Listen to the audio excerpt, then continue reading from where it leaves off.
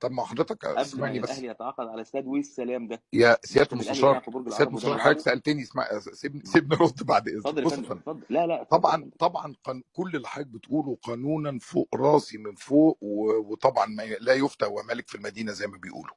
فالنهارده حضرتك انا باكد لحضرتك ان حتى من لفت نظر من لفت نظر نادي الزمالك في هذا الكلام انا. وانا اللي جيت امير مرتضى منصور قلت له قول كذا كذا كذا كذا كذا، وقول ان ده فيه اهدار مبدأ تكافؤ الفرص واللي.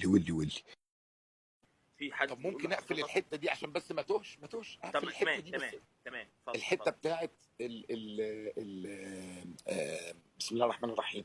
ال لما قلت لك الفلوس اللي اتدفعت وي وكان الزمالك هيسجل كاسونجو. ايوه طلبني السيد رئيس النادي السابق، قال لي معيش فلوس وعايزين نسجل كاسونجو. قلت له ما انت لسه واخد الفلوس بتاعت الاعلانات.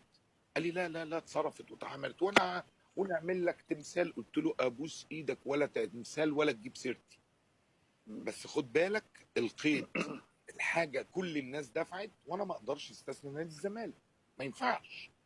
يعني انا النهارده ينفع ان انت تدفع الناس كلها وهنا لا اعدي؟ لا، ما هو اللي احنا كنا بنزعل اللي الناس بتعمله فينا عمري ما هعمله، ولا اتربينا على كده، ولا دي اخلاقنا، واحنا مش نصابين، واحنا مش بلطجيه، واحنا.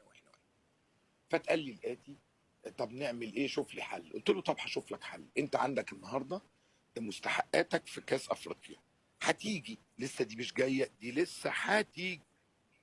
تعالى يا عم قول، ما الفلوس دي لازم هتدفع. فاكتب قول تنازل على المستحقات بتاعه افريقيا. قال لي الله ينور عليك، مفيش اروع من كده. انا كنت بتحل. انا بحل، ده انا اللي بحل. انا فاهم، كنت بتحل للنادي. الله ينور عليك. راح باعت واحد: مساء الخير، ازيكم، انا جاي امضي على ايه؟ على المديونيه. مين حضرتك؟ انا اسمي ما اعرفش، محمد بدر. طب يا فندم، هنا المفروض اللي يحصل حضرتك تيجي بتفويض من النادي، ان النادي بيفوضك ان انت اللي تمضي على المديونيه، وانت اللي هتقول ان يتم التنازل عنها في الحاله الفلانيه.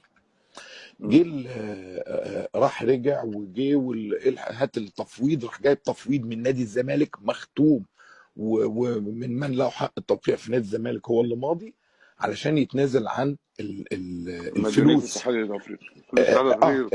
المستحقات اللي هتجيلك من الاتحاد الافريقي. حصل يا فندم هذا الكلام، رحنا مأيدين كاسونجو والدنيا خلصت. بعدها بيومين اللعيبه حصل فيه تذمر، ان اعتقد ان ايه مستحقات ومش المستحقات. وفاجأ يا جماعه على جميع وسائل الاعلام المرئيه والمسموعه، روحوا امسكوا في عمرو الجنايني، هو اللي خد فلوسكم. انا اتحاد الكوره هو اللي خد فلوسكم؟ انا خدت فلوس نادي الزمالك؟ يا نهار اسود ونيل. ده انا طلعت فلوس من البنك، جددت عقد لسه كمان من 2022 ل 2027. وفي نفس الوقت كمان المستحقات اللي عليك المفروض ان انت تدفعها، جبت لك ليها حل وحلتها لك على حاجات مستقبليه لسه هتيجي. وفوجئت ان ايه؟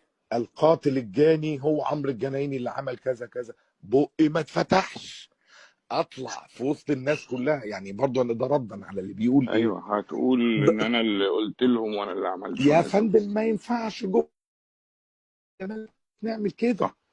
هطلع اقول اصل انا وقفت قدام نادي الزمالك وعملت له كذا وكذا وكذا وكذا وكذا، يتقطع لساني قبل ما اجرس نادي الزمالك.